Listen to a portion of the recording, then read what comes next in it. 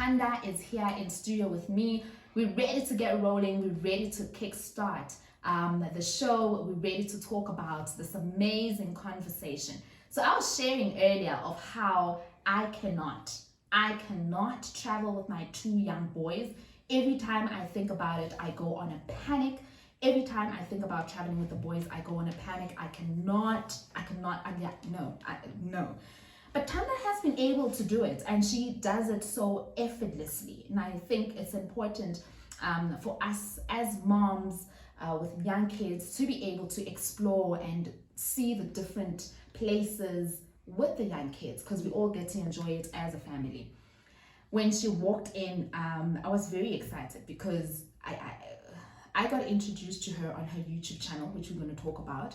But I just thought to myself, I'm going to get super mom, like there's something about you.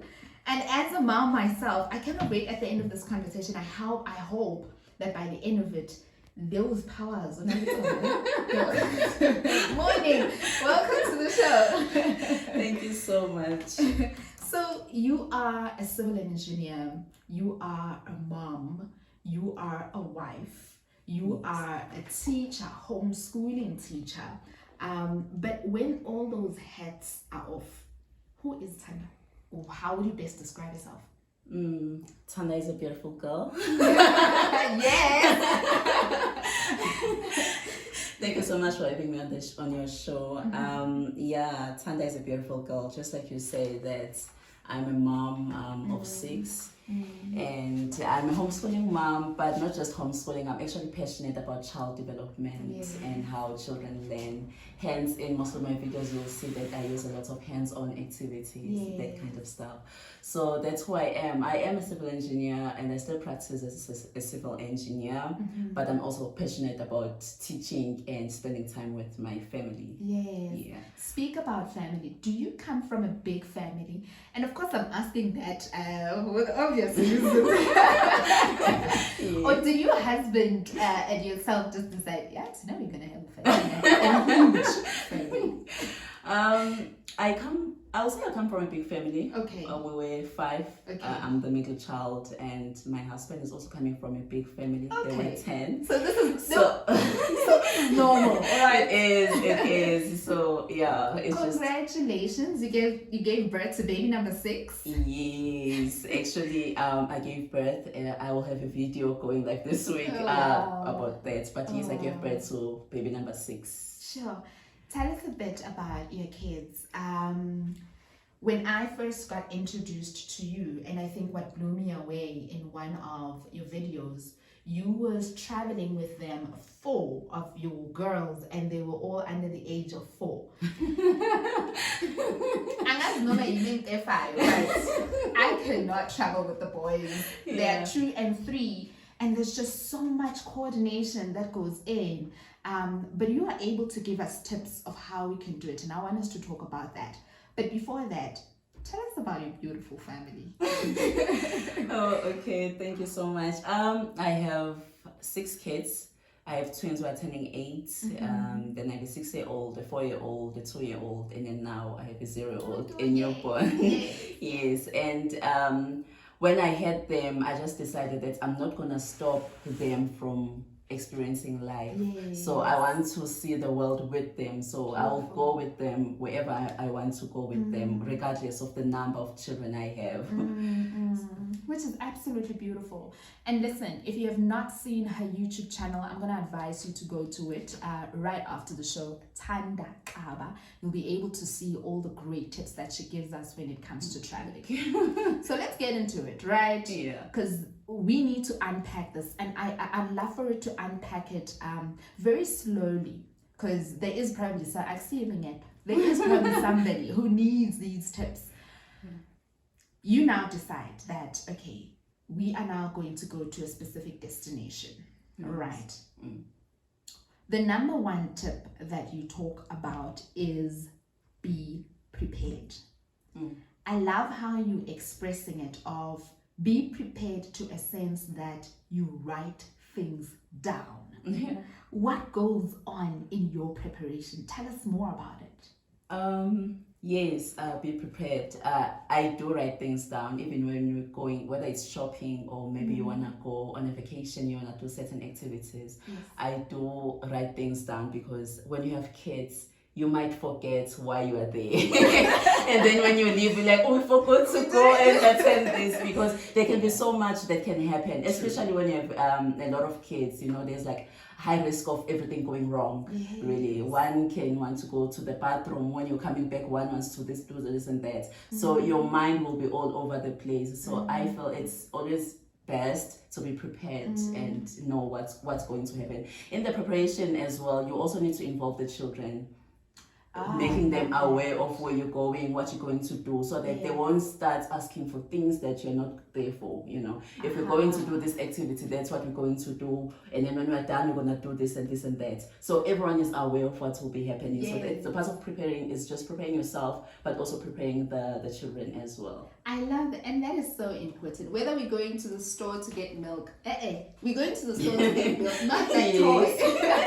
Yes. And in involving them, it makes so much sense. So be prepared and write things down. Writing things down, an emphasis of how we really think. Yes, we are super beings. Of how we really think we can be able to remember it all, but no, not all the time.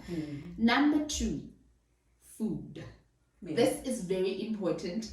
You talk about how kids should eat before they even leave the house. Tell us about that. I actually got that tip from my dad.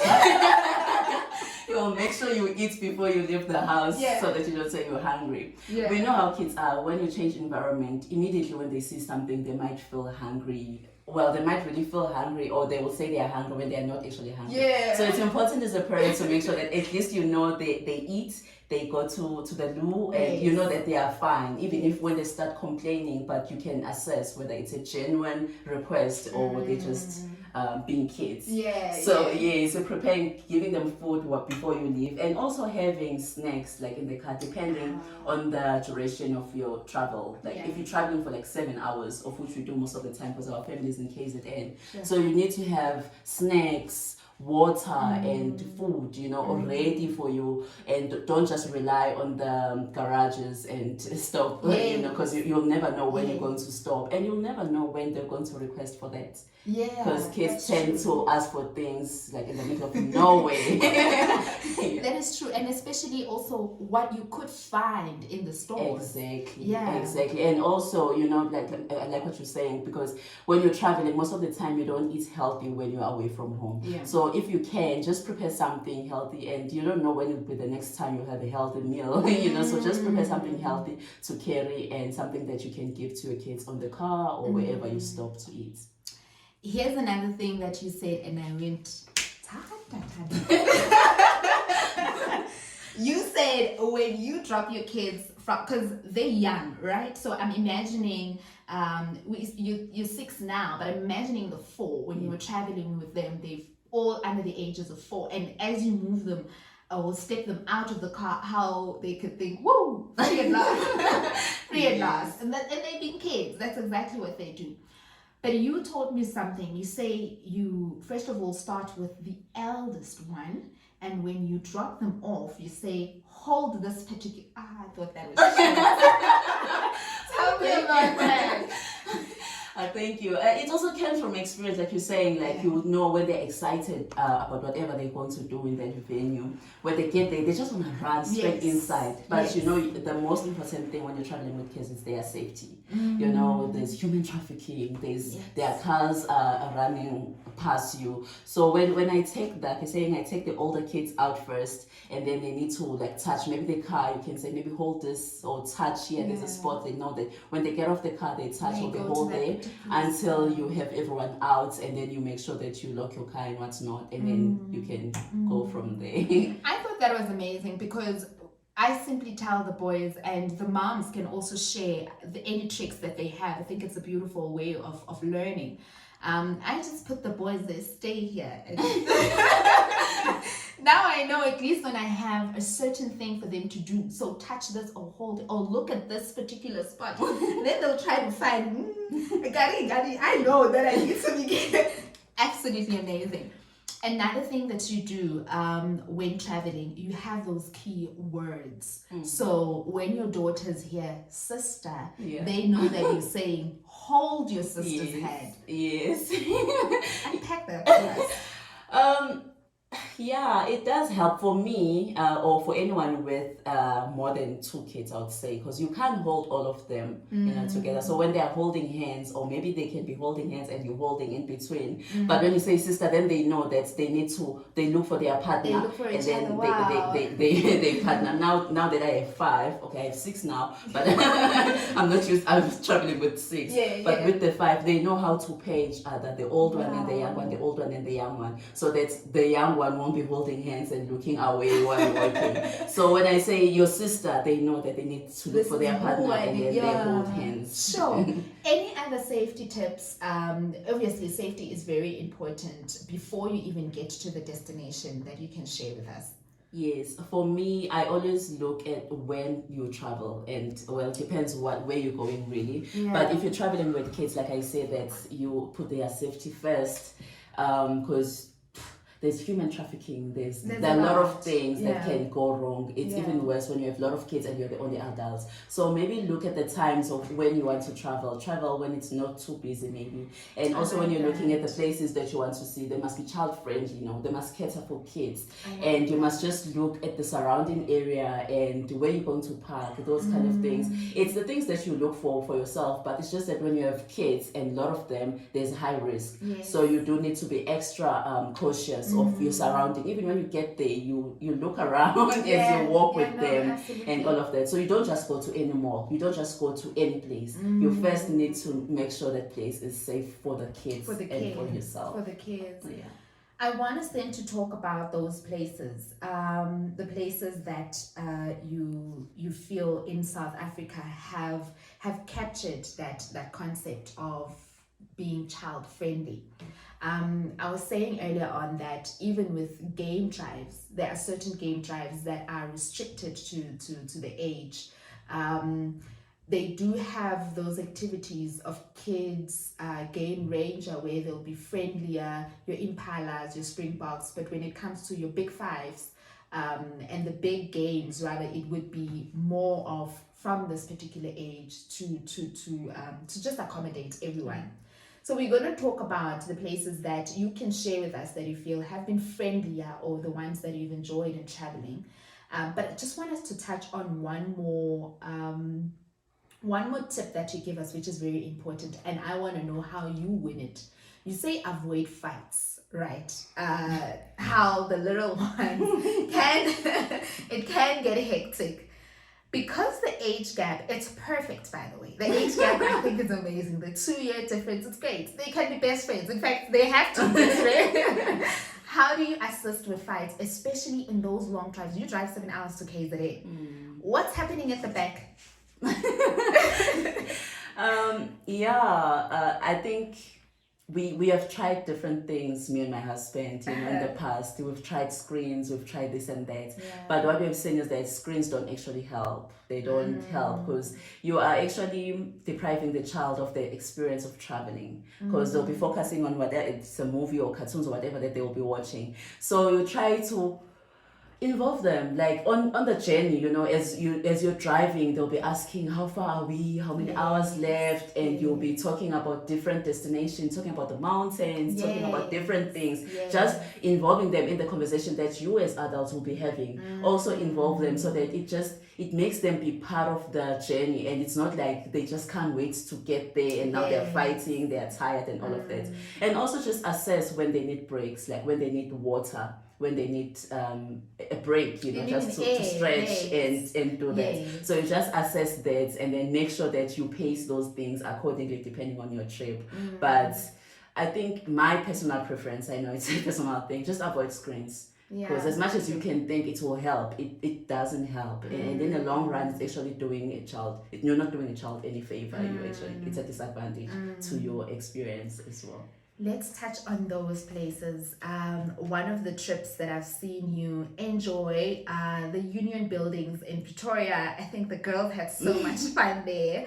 Tell us about the places, especially nearby, that you have explored and that the girls have enjoyed. Um, with that, it's very subjective because I think it depends on what you as a family like doing, and then it's a matter of finding a place that accommodates kids, but you can still do something that you all enjoy. Like in our family, we enjoy nature, so going to nature reserves, it's something that is so. It's calming. It's we enjoy that as a family, and I think we're passing that to our kids as well. But just looking at whatever place that you want to visit, but it must be child friendly. If possible, go there before you go with the kids. Just go there and observe and see. Because sometimes they'll say child friendly, but when you get there, there's nothing child friendly about the place. You know, they're just saying that on the website. So if possible, visit the place and see what activities they have for the kids and the safety of kids as well. Like where are the kids gonna play? Are they gonna play far away from where you'll be seated? That kind of stuff. So you just do check those things. And also the zoo, the kids love the zoo because there's so much to see, there's so much to do. You can have a picnic, you can have you can drive around, you'll see all different birds, animals, and all of that. So for us, that's what we tend to gravitate towards too. But I think it depends with the family, and I think it's important that we don't kill that. If their parents like certain types of vacations or visiting places, we just need to find a way of accommodating our families to experience that together. Yeah, and that's absolutely beautiful because there's also now different personalities to cater for. You know, you've got 5 young girls. You need to see what each one really loves and enjoys, which I think is amazing. Listen, when Thanda Xaba are doing an amazing job, you are doing an amazing job. I want to ask this. Every time I think of traveling with the boys, I always think, but then I'm not going to rest. I'll be the one that is busy, and I can't really consider that as a vacation. Let's call it time for them. How do you make it win? In life, we have parents and children. And I believe that the children are not there to take our joy away from our lives. We are supposed to experience everything together. So if it becomes more about, you know, I always say this, like we mustn't treat our children like furniture. You just remove the dust and you move it to this side, this way and this way. You must involve them in our lives, whether it's chores or anything. Even with traveling, we must involve them. Once you start involving them, it will make things much easier. When they know what's coming, you know, when they know after this we'll be doing this, it will make things much easier for yourself. When you're packing, you consider that's what you'll be doing wherever you're going. So you pack accordingly. If you'll be going to different destinations, maybe you know that on this destination, this is where I'll find everything. And you must know for this day, this is how the weather will be, and this is what they wear. So everything is already there for you to minimize the stress as a mom, especially saying, what are we wearing? Where are the underwears? Where are the socks? Where am I finding this? Yeah, so just preparing it before you leave will actually help you as a mother, you know, because you know that this bag, I have everything that I need here. And everyone knows that when I need this, it's there. When I need water, it's here. When I need this, it's there. And my grandparents in Cape Town, they listening. When I come there, even if it's for 2 nights, so being at be staying there for a month. Because I'm thinking it's better to be over prepared than to not be prepared, than to be underprepared. Okay, so I want to talk about your YouTube channel. You decided, was it 3 years ago? 4 years ago? 2019. 2019. You decided, let me involve everyone in this journey, and we're grateful for it. I think it's been amazing. Thank you. How did it all begin, and how has the journey over the years been for you in that space? I've always loved sharing. I've always loved taking photos. I'm that person who annoy you, let's take a photo here. My husband knows. Hope he's so annoyed of taking photos. But it's actually a bit deeper when it comes to YouTube, because I believe it has to do with my calling and sharing my life with the world, you know, as I go through different stages of my life, you know. And back then I wasn't even homeschooling, so I was just sharing whatever that I was doing, when it comes to parenting. I'm a person who pays attention to detail. Even with parenting, I don't just parent. I always refer to myself as an intentional parent, you know. I'm intentional about doing something, you know. Every time we'll talk, you know, we spend hours with my husband talking over a small decision, like how do we do this, just thinking about things from different angles. So I wanted to share that part with the world, and then I started a YouTube channel where I was hoping to share what I'm learning, just to help parents spend time with their children and help parents understand how their children are developing and how they can best support them, like when it comes to their academics or even just their character as individuals as they grow, as they mature, having that resource where parents can go in there and then maybe learn a thing from my mistakes or from the things that I've seen happen. And I'm sure then the decision of homeschooling was a natural one, right?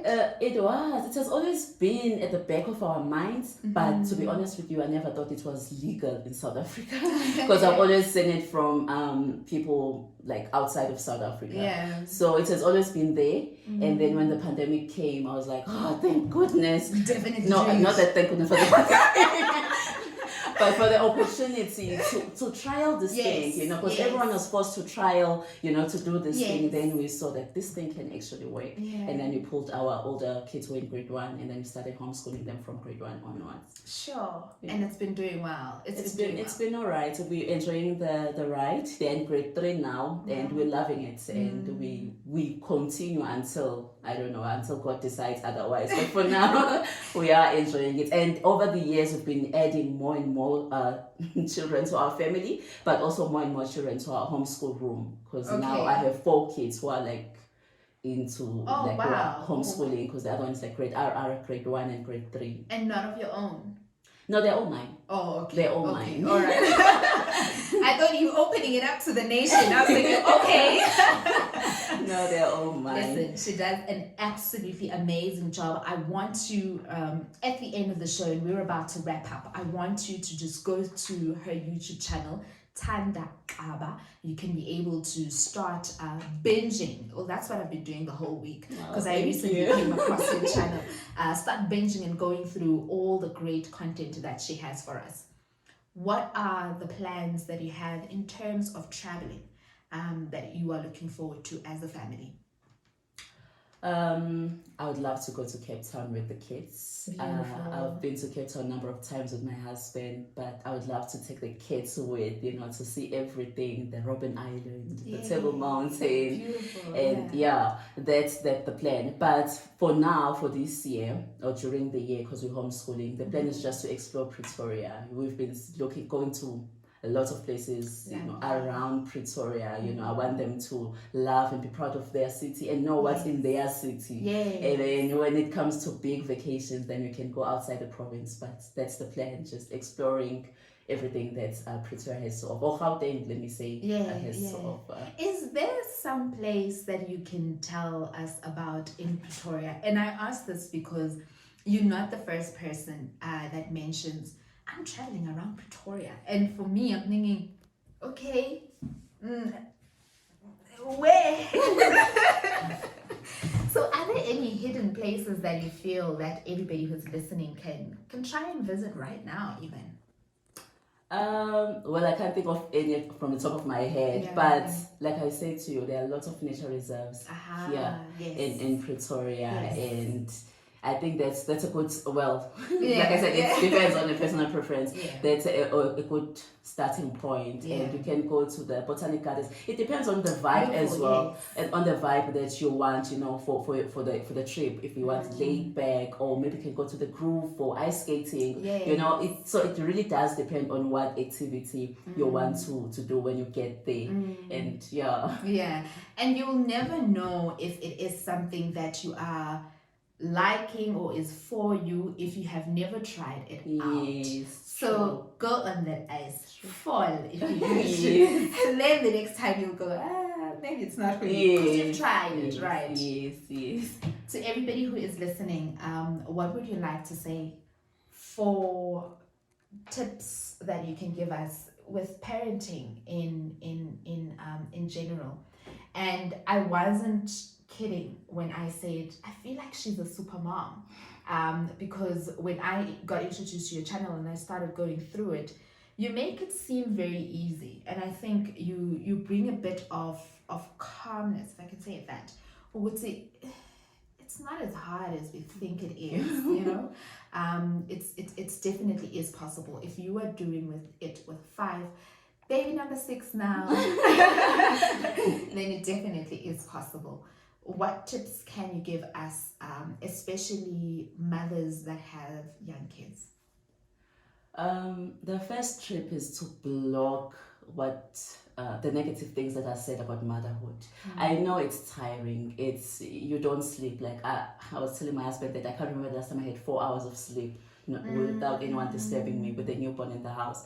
But we must not focus on the negative things. I'm a child of God. I believe God gave us children as a blessing, and he did not give us children to ruin our lives, So he gave us children so that we can enjoy this blessing with them, and we can just glorify him through raising them, because they're not our own. He's like borrowed them to us.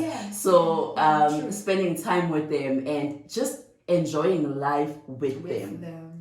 Once you take them and you put them there and you are here, then you'll start stressing out. But when you involve them, things become much easier, whether it's at home or wherever you are. When you start involving your kids, things will start to become much easier for yourself. And when you think about them, they're not a burden, they're a blessing. So we mustn't think of them as parents, as mothers especially, because we need to think of all these things that we need to do for them, and then they become like a burden in our minds. We mustn't think of them as a burden, they're a blessing. And then we must just find ways of involving them, or also asking help around, to make this much easier. If you need your husband maybe to do certain thing for you, then you ask them to do that, so that it doesn't overwhelm you as a mother. If you need to get a helper, then get a helper who will come and clean the house or do this and this and that. So we must just not think of it as a burden, think of it as a blessing from God. And God gave us children so that we can enjoy life with them. So let us enjoy life with them and not spend the rest of our motherhood life complaining how difficult it is to have 6 kids, how difficult it is to homeschool. Rather let's focus on the positive things. And by so doing, thank you for actually sensing that sense of calmness. It is my prayer that when people see my content, that they get this sense of calmness and just like, like when you say like, calm down, you can do this, sis.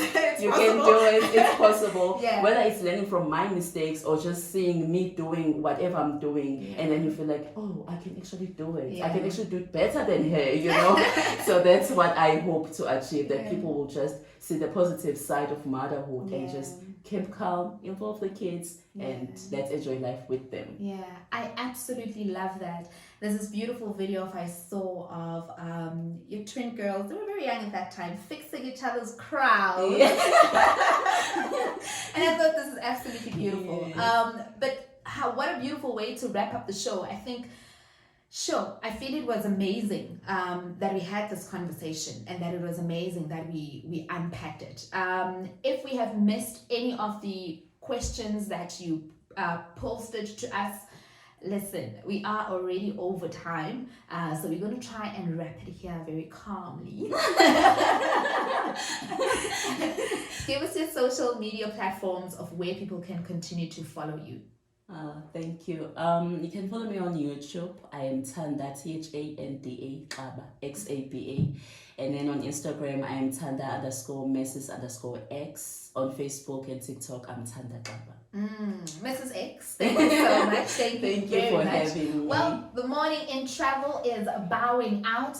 Thank you so much. We definitely enjoy the rest of the great shows that we have planned for you right here on Opulence Radio. We're thriving with awesomeness. Thank you once again, Supermom. Thank you. And I'm looking forward to next week. From me, Zamanangwe Mathe. I'll be with you next week, same time, same place, but the destination is going to be so much better, baby. We out of here. Here's Zola. Don't cry. Cheers.